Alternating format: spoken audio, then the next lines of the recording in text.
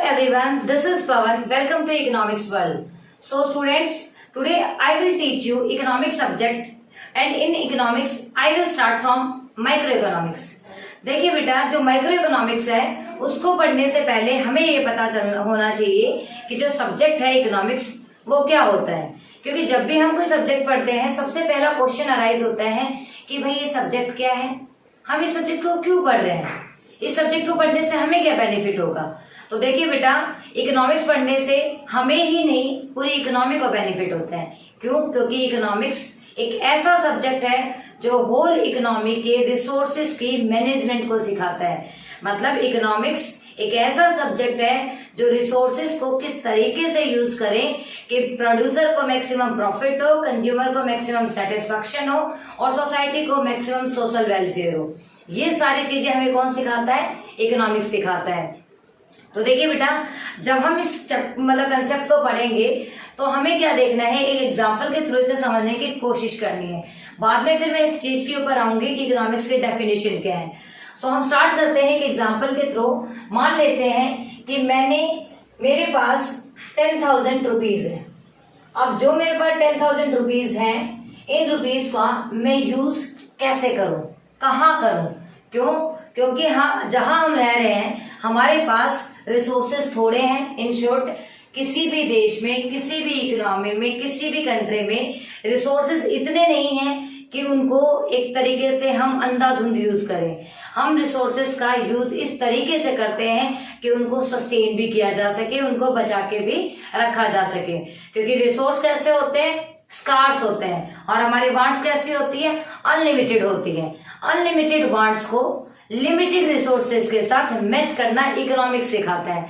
Economics हमें बताता है कि जो हमारी डिमांड है वो बहुत ज्यादा है, बट जिस चीज को हमारी पॉकेट अलाउ करे हम उस चीज को किस तरीके से यूज करें, किस तरीके से खर्च करें कि मुझे मैक्सिमम सेटिस्फेक्शन, मैक्सिमम प्रॉफिट और मैक्सिमम सोशल वेलफेयर हो। ये सब हमें कौन सिखाता है? इकोनॉमिक्स सिखाता है। अब मान लेते हैं जो रिसोर्स वर्ड है वो किसके लिए यूज कर रही हूं मैं? 10,000 के लिए। अब हमारे पास है बेटा 10,000 रुपए।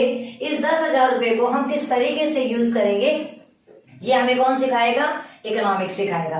देखते हैं, मेरे पास 10,000 रुपए अगर मुझसे कोई पूछे तो मैं इन 10,000 रुपए की क्या करूंगी? बुक्स खरीदूंगी। अगर मैं किसी दूसरे पर्टिकुलर इंसान से पूछती हूँ तो वो कहेगा कि मैं इसकी क्या करूंगा? पार्टी करूंगा। फिर मैं सोचती हूँ, किसी और से पूछती हूँ तो कोई कहेगा कि मैं इसकी ड्रेस खरीदूंगा। कोई कहेगा कि मैं इससे कोई जो है ट्रेवलिंग या फिर कहते हैं कोई जर्नी वगैरह पे जाऊंगा। कोई कहेगा कि मैं इस पैसे का इस तरीके से यूज करूंगा, इन्वेस्टमेंट करूंगा ताकि मुझे क्या हो? प्रॉफिट हो। ये सारे क्या है? एक रिसोर्स के यूज है। ये क्या है हमारे पास में? Limited resource. और ये लिमिटेड रिसोर्स के सामने क्या है? हमारी अनलिमिटेड वांट्स। ये हमारे लिमिटेड रिसोर्स है, ये हमारी अनलिमिटेड वांट्स है। लिमिटेड रिसोर्सेज के साथ अनलिमिटेड वांट्स को किस तरीके से मैच करना है ये हमें इकोनॉमिक्स सिखाता है। इकोनॉमिक्स बताता है कि आपके पास जो अल्टरनेट चॉइसेस हैं उसमें से एक चीज को चूज करना और इस तरीके से चूज करना ताकि आपको क्या हो? मैक्सिमम प्रॉफिट हो, मैक्सिमम बेनिफिट हो, मैक्सिमम सेटिस्फेक्शन मिले और मैक्सिमम सोसाइटी को सोशल वेलफेयर हो। तो देखा हमने यहाँ पे कि रिसोर्स के नाम पे हमारे पास 10,000 रुपीज थे। इन 10,000 रुपीज के बहुत सारे यूजेस थे, जिसे हम कह सकते हैं रिसोर्सेस 10,000 लिमिटेड है और उससे होने वाले जो काम है वो अनलिमिटेड है। और वो काम कुछ नहीं है, वो काम है हमारी अनलिमिटेड डिमांड्स। हमें बट उस चीज का यूज करना है जिसकी हमें सबसे ज्यादा नीड है। और इकोनॉमिक्स हमें ये डिसाइड करवाने में हेल्प करती है कि भाई इनमें से हमें कौन सा बेटर लग रहा है और इससे को हम यूज करके हमें कहाँ से सबसे ज्यादा बेनिफिट मिलने वाला है। देखिए बेटा, अब एग्जांपल आई थिंक आपको समझ आ गया होगा। अब हम चलते हैं हमारे डेफिनेशन की तरफ। तो what is economics? Economics is a science of human behaviour concern with allocation of scarce resources. Economics एक ऐसा साइंस है जो हमें ह्यूमन बिहेवियर को समझाता है, जो कि रिलेट करता है किससे? स्कार्स रिसोर्सेज से। रिसोर्सेज मतलब 10,000 रिसोर्सेज हम कैसे हैं? हमेशा हमारे डिमांड जो है वो ज्यादा रहती है और रिसोर्सेज है वो कम रहते हैं। रिसोर्सेज का कम होना, डिमांड का ज्यादा होना क्या होती है? Scarce resources. In a such a manner that consumer can maximize their satisfaction, producer can maximize their profit and society can maximize their social welfare। देखिए बेटा, ये डेफिनेशन हमें ये बता रही है कि इकोनॉमिक्स एक साइंस है और ऐसा साइंस है जो किसी भी ह्यूमन बीइंग के बिहेवियर को चेकआउट करता है।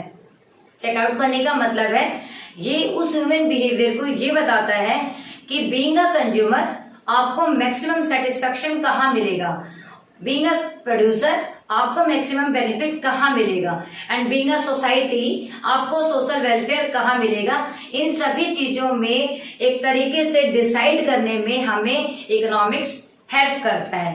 इकोनॉमिक्स एक ऐसा सब्जेक्ट है जो हमारी इकोनॉमी को चलाने में हेल्प करता है, इकोनॉमी के बजट बनाने में हेल्प करता है। हम अगर घर में हैं तो हमारे घर में भी हम एक छोटा सा बजट बनाकर चलते हैं और वो घर वाला बजट बनाने में भी कौन हेल्प करता है?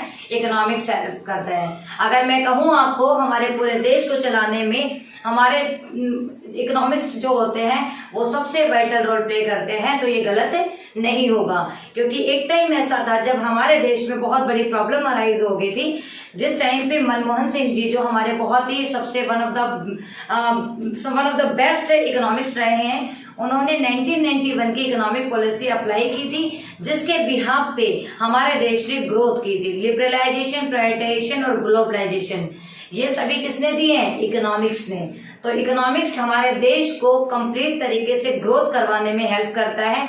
इकोनॉमिक्स एक ऐसा सब्जेक्ट है जो कि हमारे कॉमर्स के स्टूडेंट्स को बहुत ही अच्छे से पढ़ना चाहिए। क्यों? क्योंकि इकोनॉमिक्स एक मेन सब्जेक्ट होने के साथ साथ हमारी इकोनॉमी की इंफॉर्मेशन भी देता है, हमारे जीडीपी की ग्रोथ करवाने में भी हेल्प करता है, हमें बताता है कि हमारे डिफरेंट सेक्टर्स में पैसे को किस तरीके से यूज किया जाता है। सो स्टूडेंट्स, आज का जो टॉपिक था, जो कि 11th क्लास के चैप्टर फर्स्ट का सिर्फ एक वर्ड था, इकोनॉमिक्स क्या होता है, मैंने वो आपको समझाया है। हम धीरे धीरे छोटे छोटे पार्ट्स में इस पूरी 11th क्लास की माइक्रो इकोनॉमिक्स को कवर करेंगे।